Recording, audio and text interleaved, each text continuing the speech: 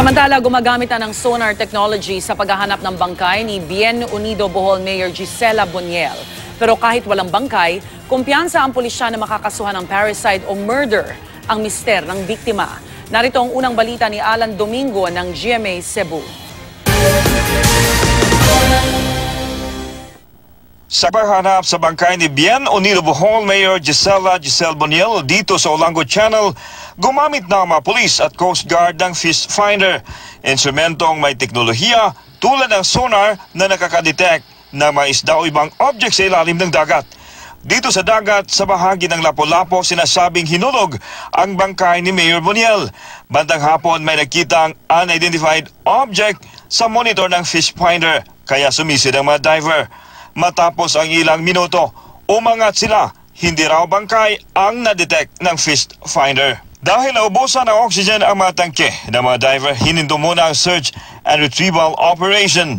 Ang area dili na gid makaya sa kuan gyud sa mga divers nato. Hindi pa nakakasuhan ng parricide o murder ang mister ni Mayor Boniel, si Bohol Board Member Nino Ray in Boniel. Nitong Biyernes, 2 counts ng kidnapping at serious illegal detention ang isinampang reklamo sa kanya sa Tagbilaran City Prosecutor's Office. Batay ito sa salaysay ni Angela Layson at ng kanyang 17 anyos na anak. Si Angela ang best friend ni Mayor Giselle na nagsumbong sa pulisya na pinasok ang kwarto nila sa isang resort ng mga tauhan umano ni In Boniel noong Miyerkules.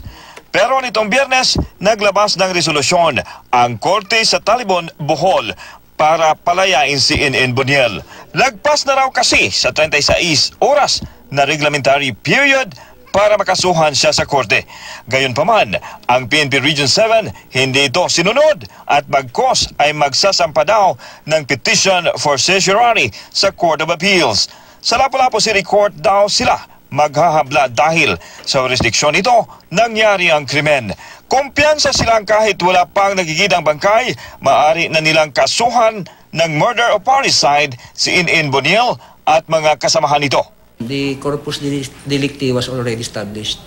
The fact remains that we have an eyewitness that is interested dahil pinsan niya yun.